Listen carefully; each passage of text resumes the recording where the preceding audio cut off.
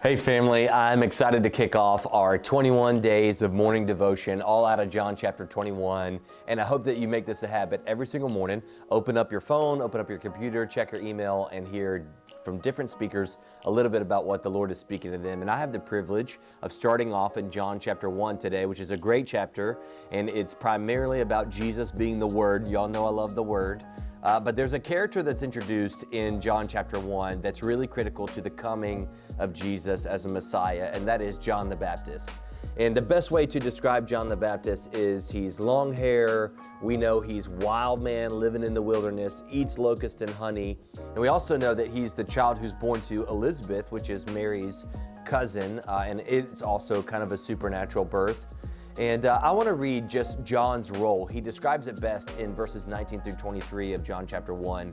So if you've got your Bibles, look at it. It says, "Now this was John's testimony when the Jewish leaders in Jerusalem sent priests and Levites to ask him who he was.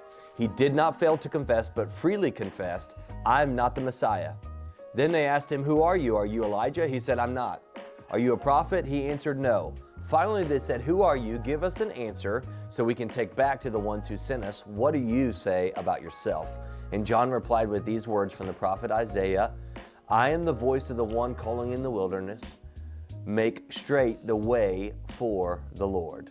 And it's John's job to announce the coming of this Messiah.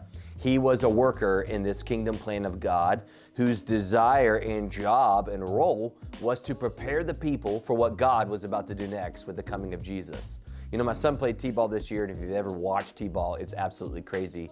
But the coaches did such a good job this year making sure everybody was prepared and that everybody got a chance to jump in and play in the game and be a part of what the team was doing. And man, I felt that in my heart this morning. God's about to do something great in our church, in our community. And I don't know about you, but I want to be a part of whatever it is He's about to do. I want to be that person who's preparing the people for the move of God. And so you have a choice today on January 1st. It could be any other day, or it can be a day where you jump in and say, "Lord, whatever you're about to do next, let me be a part of.